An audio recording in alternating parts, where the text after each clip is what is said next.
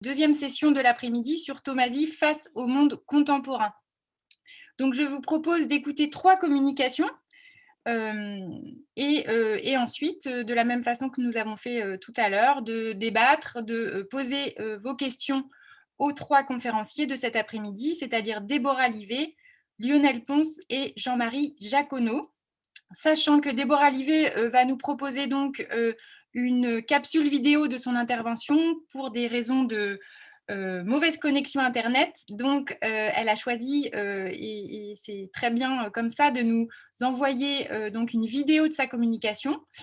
Ensuite, nous entendrons Lionel Pons, mais par l'intermédiaire de Jean-Pierre Bartoli, parce que Lionel Pons est malheureusement souffrant et a donné son texte de communication à Jean-Pierre qui aura donc la gentillesse de la lire pour nous tous. Enfin, nous écouterons Jean-Marie Jaconot qui est lui bel et bien présent.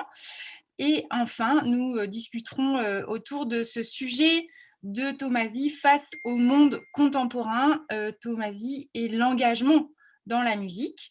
Donc, je vous propose de commencer avec la communication de Déborah, que je vais d'abord présenter. Déborah Livet est donc docteure en musicologie de l'Université Paris-Sorbonne.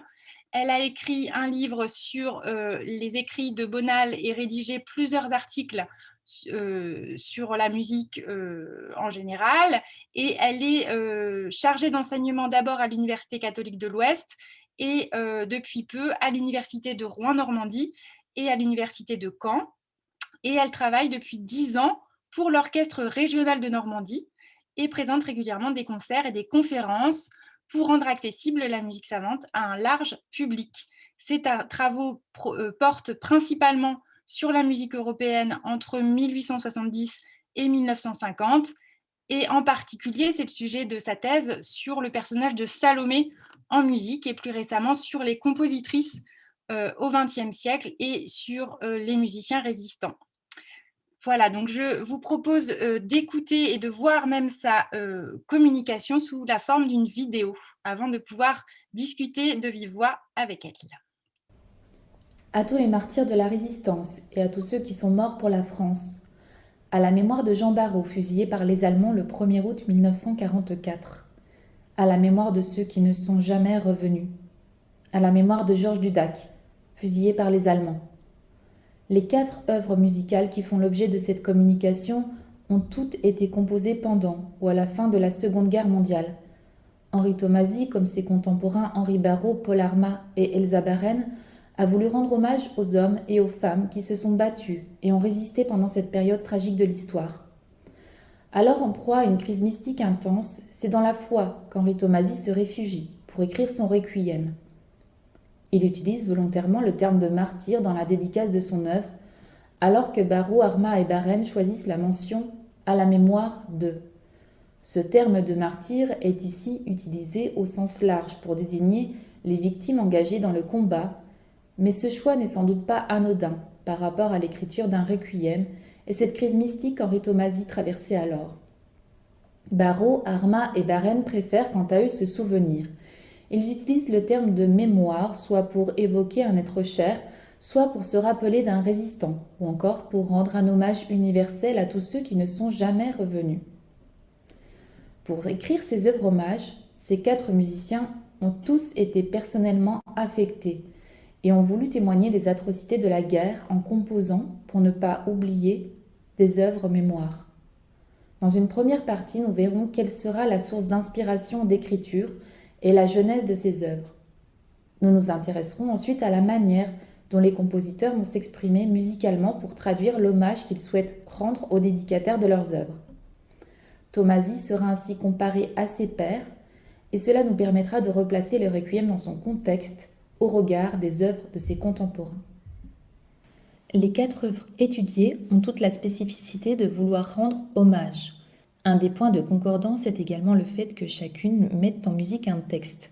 Henri Thomasy sera le seul compositeur à s'intéresser à un écrit purement liturgique. Comme nous l'avons souligné lors de l'introduction, il a traversé pendant plusieurs années une crise mystique, correspondant à la période de la Seconde Guerre mondiale.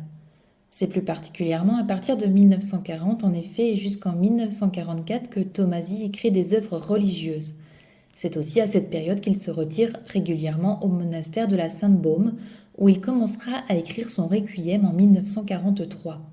Mais à la fin de la guerre, Henri Tomasi perd la foi et met fin à ses aspirations religieuses alors qu'il s'apprêtait pourtant à devenir moine.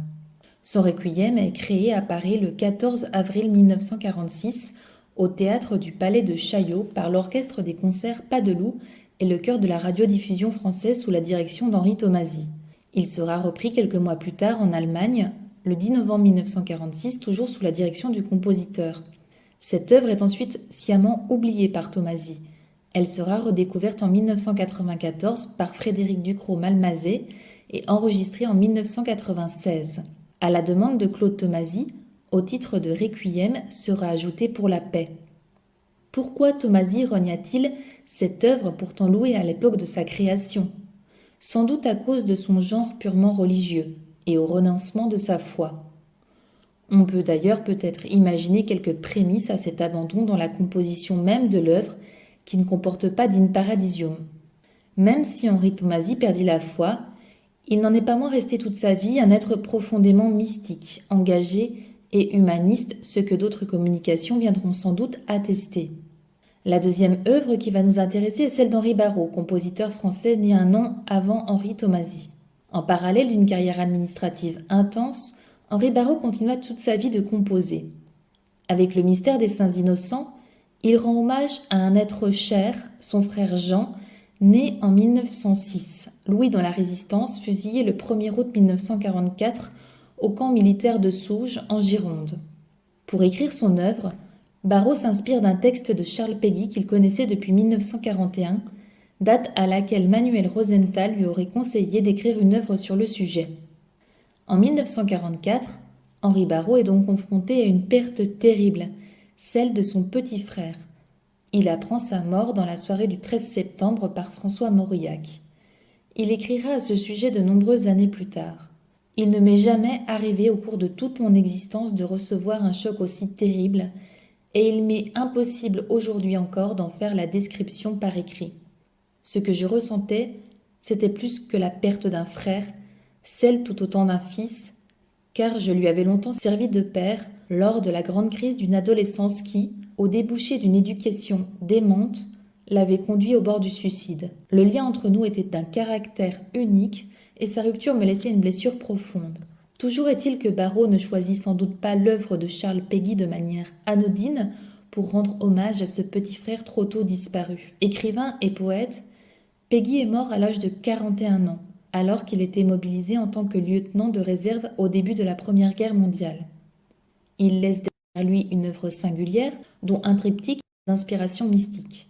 Le deuxième volet, intitulé Le mystère des Saints Innocents, est un poème en prose publié en 1912. Comme dans ses deux premiers mystères, Péguy fait dialoguer une religieuse, Madame Gervaise, et la jeune Jeanne d'Arc. Écoutons le début de l'œuvre d'Henri Barrault et ce dialogue entre les deux femmes.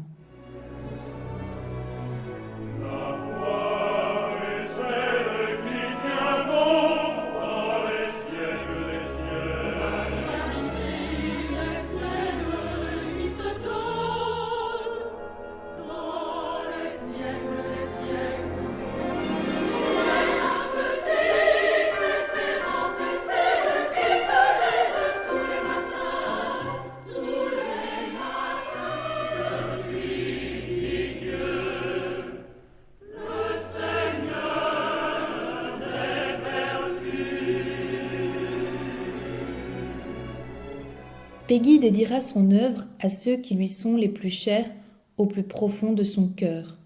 Avec cette dédicace, mais aussi avec ses références à l'enfance, à la nuit et aussi à l'espérance comme nous venons de l'entendre, on comprend comment une telle œuvre littéraire a pu inspirer Henri Barrault pour écrire sa musique.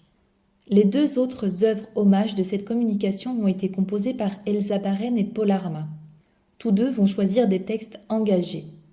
Né en Hongrie dans une famille juive le 22 octobre 1904 sous le nom d'Imre Weishaus, Paul Arma étudie à l'Académie Franz Liszt de Budapest de 1920 à 1924, où il y reçoit les enseignements de Béla Bartók. Après avoir sillonné les États-Unis de 1927 à 1929 pour se produire en tant que pianiste et faire découvrir au public américain des œuvres d'avant-garde, il ressent la nécessité en 1930 de rejoindre le continent européen.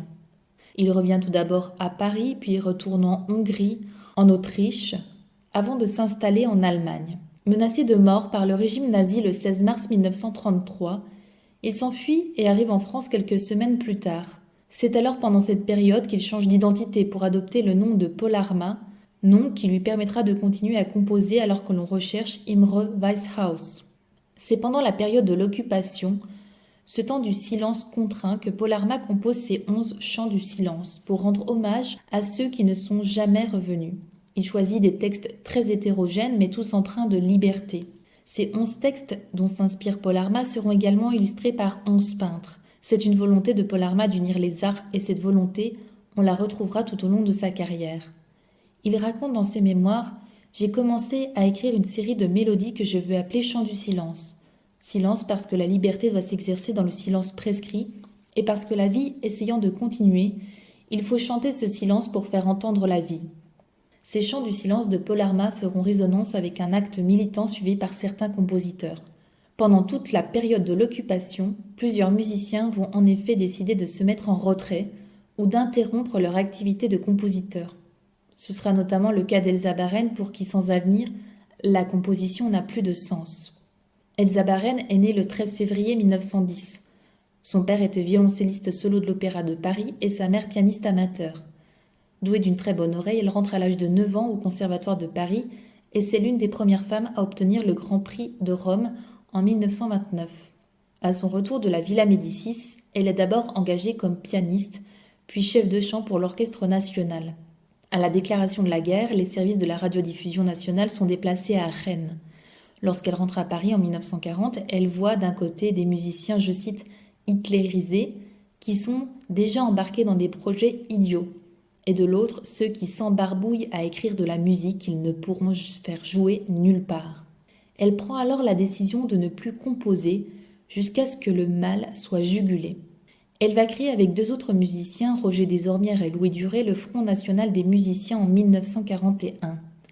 Elle mènera de nombreuses actions de résistance et sera obligée de rentrer en clandestinité à la fin de la guerre pour échapper aux soupçons qui règnent sur elle. C'est à ce moment-là, en 1944, qu'elle compose, sous le nom de Catherine Bonnat, À vie. Le poème éponyme de Paul Éluard, dont elle s'inspire, désigne les avis d'exécution placardés par les Allemands après chaque fusillade de résistants ou d'otages. La composition de Baren est dédiée à Georges Dudac, la personne pour laquelle Elsa Baren était chargée, à la constitution du Front national des musiciens, de rendre compte des activités du groupe et aussi de recevoir des instructions. Elle ne le rencontre qu'une seule fois puisqu'il est arrêté avec son ami Georges Politzer et fusillé au Mont Valérien le 23 mai 1942. C'est la première composition d'Elsa Baren après-guerre, la première où elle décide de s'exprimer à nouveau avec son art pour rendre hommage à ce résistant. Pour écrire ces œuvres hommages, nous avons pu constater que les 4 musiciens ne vont pas choisir des textes anodins, ni des genres qui seraient éloignés de l'expressivité qu'ils souhaitent donner à leur œuvre au moment où ils la composent. Tomasi choisit d'écrire un requiem, une messe pour les morts. Contrairement à ce que l'on pourrait imaginer pour ce genre musical, il compose une œuvre à la fois théâtrale et richement colorée. Ce qui est frappant au premier abord, c'est la présence des cuivres, qui vont interpréter un thème récurrent tout au long de l'œuvre. Tout d'abord, dès les premières mesures, puis au début du dies irae, et ensuite dans le libérame, un thème en fanfare, comme pour annoncer un événement.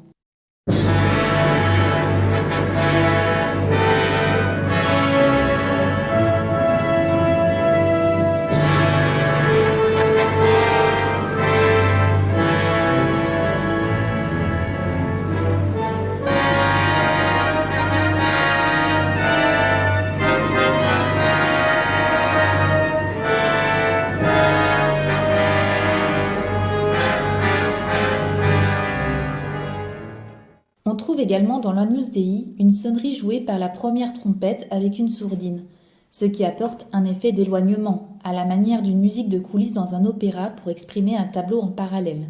Dans la deuxième partie de ce thème, Tomasi ajoute des notes répétées sur un rythme constant à la harpe et la caisse claire, comme si le temps était compté.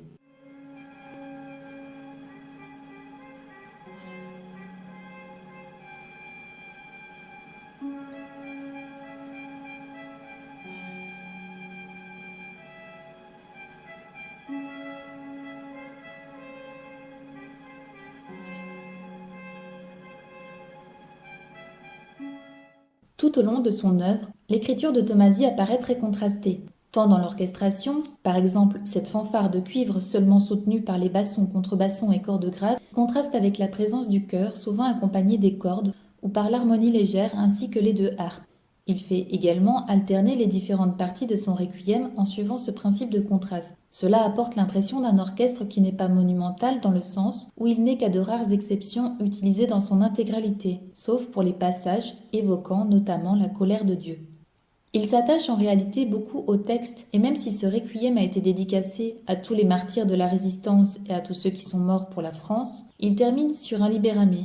Délivre-moi, Seigneur, de la mort éternelle en ce jour redoutable, comme une sorte de délivrance personnelle tant attendue pour un homme alors en plein cheminement. Pour rendre hommage à son frère résistant fusillé par les Allemands, Barrault décide d'écrire un oratorio. L'orchestre utilisé par Barrault est proche de celui de Tomasi. La seule différence majeure réside dans l'adjonction d'un chœur d'enfant. Il utilise ce chœur à 2 reprises, dans la 3e partie pour un dialogue entre le soliste et les enfants, et à la toute fin de l'œuvre soutenu par le Célestat, dans une évocation assez angélique des saints innocents morts en martyrs.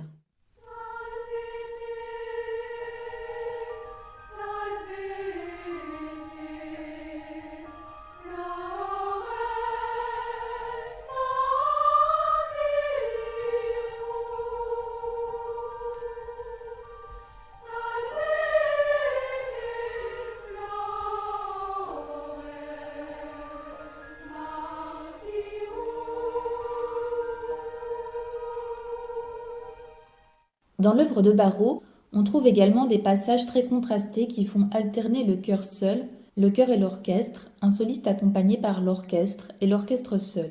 À la différence de Tomasi qui va utiliser la famille des cuivres pour faire résonner un thème qui reviendra tout au long de l'œuvre, Barrault les inclut dans l'orchestre pour apporter plus de puissance et venir étoffer et agrandir la masse orchestrale et ajouter ainsi une tension supplémentaire. Le mystère des Saints Innocents sera créé à Paris le 8 mai 1947 au Théâtre des Champs-Élysées. Dans ses mémoires, Barrault écrit « Parmi les musiciens, j'eus le sentiment d'avoir obtenu un consensus général et je vois encore Delvincourt me criant très fort, trop fort dans les couloirs. Il n'y a que vous pour faire une œuvre pareille. » Tout cela me paraît un peu excessif à distance. Mais je le raconte comme ça s'est passé. Et si j'estime avoir fait mieux par la suite que cette partition inégale, je crois que dans le contexte du temps, elle avait de quoi faire un effet. Les 2 derniers compositeurs qui nous intéressent n'ont pas écrit d'œuvres d'inspiration religieuse ni mystique, mais des œuvres sur des textes engagés. Paul Armas s'inspire de 11 poètes différents, 11 textes qui prônent la liberté et cette volonté universelle de vouloir rendre hommage à tous ceux qui ne sont jamais revenus. Bien qu'il ait été élève de Bartók et recueilli et collecté de nombreux chants traditionnels et issus du folklore français, les chants du silence ne sont pas d'essence folklorique. On trouve seulement dans Le Roi avait besoin de moi ainsi suite d'essences traditionnelles qui illustrent parfaitement bien le texte de Fanny Clar sous une forme assez simple de chansons à couplets évoquant le laboureur qui ne veut pas aller à la guerre.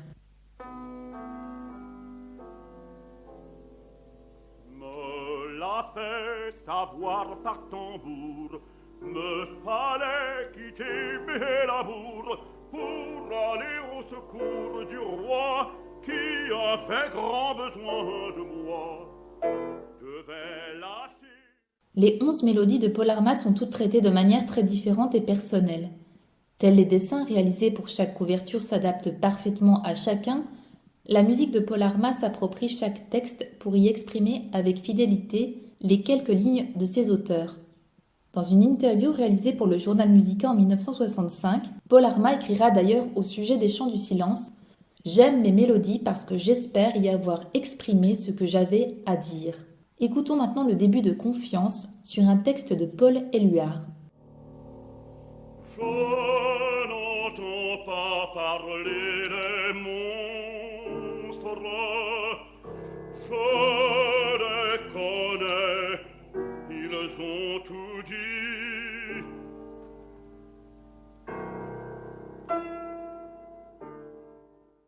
Comme nous pouvons le constater sur ce courrier envoyé à Paul Armas en 1945, Le poète choisit lui-même les 5 vers qu'il souhaite voir mis en musique, ces 5 vers issus du poème intitulé Bientôt du recueil sur les pentes inférieures, que Poulenc d'ailleurs mettra intégralement en musique en 1943 dans Figures humaines. La mélodie de Paul Armat se nomme Confiance. Sans doute cette confiance que Paul Éluard évoque, cette confiance que le poète a dans les résistants, les beaux visages, les bons visages, qui sont sûrs de ruiner leurs maîtres, les monstres, sous-entendu les nazis.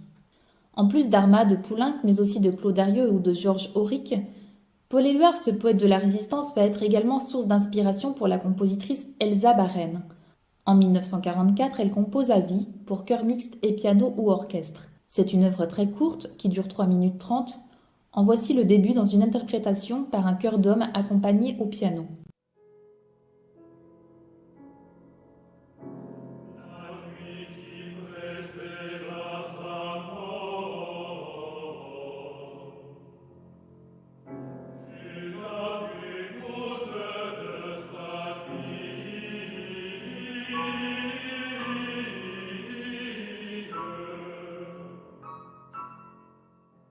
L'effectif orchestral est un peu plus restreint que pour les œuvres de Tomasi et Barrault. Les bois sont par deux, il n'y a qu'une seule harpe et pas de tuba. Tout l'orchestre est cependant mobilisé pour soutenir le chœur qui arrive à un certain climax lorsque le texte évoque le soutien que portent ses camarades aux résistants morts trop tôt, en l'occurrence Georges Dudac à qui Baren rend hommage. Même si l'interprétation est ici réalisée par un chœur d'hommes, on voit à la fin de la partition qu'elle est écrite pour un chœur mixte. Le fait que tous interprètent la même ligne mélodique, sauf à la toute fin, donne un peu l'impression d'un chant de masse, tel qu'on pouvait en trouver à l'époque et notamment chez les communistes et les résistants en général. Le langage musical utilisé par Baren est tonal et la mélodie assez simple à retenir. La longueur de l'œuvre s'y prête particulièrement bien également. Baren, tout comme Tomasi, Barrault et Armat, écrit avec son propre langage, sans appartenance à une école en particulier. Du point de vue du langage musical utilisé, les 4 compositeurs qui nous intéressent ont tous cette liberté d'expression qui leur est propre. Frédéric Ducrot-Malmazy rappellera dans le livret de l'enregistrement du Requiem par Michel Piquemal: tout cela fera dire à Louis Aubert que Tomasi appartient à cette race de musiciens qui suivent leur voix avec une indépendance que l'époque actuelle rendrait presque dangereuse. L'auteur cherchant non pas à faire discuter un style, mais avant tout à traduire ce qu'il sent, ce qu'il pense, ce qui se présente à lui. Henri Tomasi connaissait bien Elsa Baren, qu'il avait rencontrée au Conservatoire de Paris. Ils ont sans doute concouru la même année ou pendant plusieurs années pour le Grand Prix de Rome, comme en témoigne cette photo prise à Fontainebleau.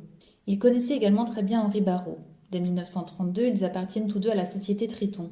Tomasi dirigera également souvent l'Orchestre national sur invitation de Barrault, et la radio assurera également après la Libération la création de plusieurs œuvres de Tomasi. Comme sa correspondance l'atteste, Henri Barrault n'a jamais tutoyé personne, à l'exception d'Henri Tomasi, dont une unique lettre l'atteste. Paul Armat connaissait Barrault, à qui il écrit régulièrement, notamment pour des commandes d'œuvres, mais rien n'atteste que Tomasi et Armat se soient côtoyés un jour. Paul Armat est un compositeur atypique et inclassable. Tout comme Tomasi et Barrault, il n'appartient à aucune école et prône un langage musical personnel évoluant tout au long de sa carrière. En cela, les 4 compositeurs se rejoignent, ainsi que cette volonté, après la Seconde Guerre mondiale, de vouloir rendre hommage à ces résistants et ces hommes trop tôt disparus. Je remercie Robin Armat, Claude Tomasi, Nicolas Kruger et Daniel Barrault pour les documents qui m'ont aidé à préparer cette communication, et je vous remercie de votre attention. Alors, un grand merci à Déborah Livet pour sa communication passionnante sur ces hommages à la fois aux victimes de la Seconde Guerre mondiale, mais aussi, on l'a vu, à la résistance, à travers la mise en musique, par exemple, des poèmes d'Éluard, à travers l'hommage à des résistants tués.